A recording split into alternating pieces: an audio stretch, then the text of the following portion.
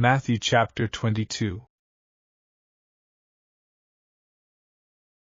And Jesus answered and spoke to them again by parables and said, The kingdom of heaven is like a certain king who arranged a marriage for his son, and sent out his servants to call those who were invited to the wedding, and they were not willing to come. Again, he sent out other servants, saying, Tell those who are invited, See, I have prepared my dinner. My oxen and fatted cattle are killed, and all things are ready. Come to the wedding. But they made light of it, and went their ways, one to his own farm, another to his business. And the rest seized his servants, treated them spitefully, and killed them. But when the king heard about it, he was furious. And he sent out his armies, destroyed those murderers, and burned up their city. Then he said to his servants, The wedding is ready, but those who were invited were not worthy. Therefore go into the highways, and as many as you find, invite to the wedding. So those servants went out into the highways and gathered together all whom they found, both bad and good. And the wedding hall was filled with guests. But when the king came in to see the guests, he saw a man there who did not have on a wedding garment. So he said to him, Friend, how did you come in here without a wedding garment? And he was speechless.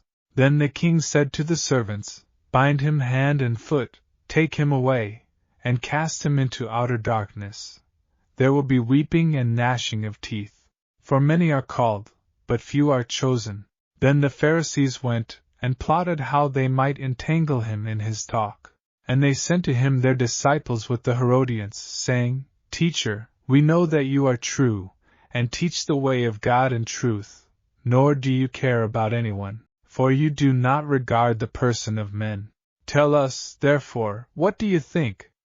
Is it lawful to pay taxes to Caesar, or not? But Jesus perceived their wickedness, and said, Why do you test me, you hypocrites? Show me the tax money. So they brought him a denarius.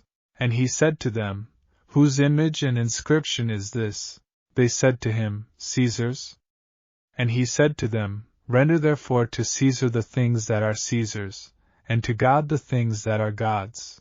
When they had heard these words, they marveled, and left him and went their way. The same day the Sadducees, who say there is no resurrection, came to him and asked him, saying, Teacher, Moses said that if a man dies, having no children, his brother shall marry his wife and raise up offspring for his brother. Now there were with us 7 brothers. The first died after he had married, and having no offspring, left his wife to his brother. Likewise the second also, and the third, even to the 7th. Last of all the woman died also. Therefore, in the resurrection, whose wife of the 7 will she be? For they all had her. Jesus answered and said to them, You are mistaken, not knowing the Scriptures nor the power of God. For in the resurrection they either marry nor are given in marriage, but are like angels of God in heaven. But concerning the resurrection of the dead, have you not read what was spoken to you by God, saying, I am the God of Abraham, the God of Isaac, and the God of Jacob? God is not the God of the dead, but of the living. And when the multitudes heard this, they were astonished at his teaching. But when the Pharisees heard that he had silenced the Sadducees, they gathered together. Then one of them, a lawyer, asked him a question, testing him, and saying, Teacher, which is the great commandment in the law? Jesus said to him, You shall love the Lord your God with all your heart, with all your soul, and with all your mind. This is the first and great commandment. And the second is like it, You shall love your neighbor as yourself. On these 2 commandments hang all the law and the prophets.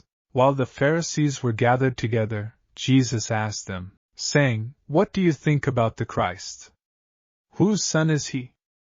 They said to him, The son of David. He said to them, How then does David in the Spirit call him Lord, saying, The Lord said to my Lord, Sit at my right hand, till I make your enemies your footstool? If David then calls him Lord, how is he his son? And no one was able to answer him a word, nor from that day on did anyone dare question him any more.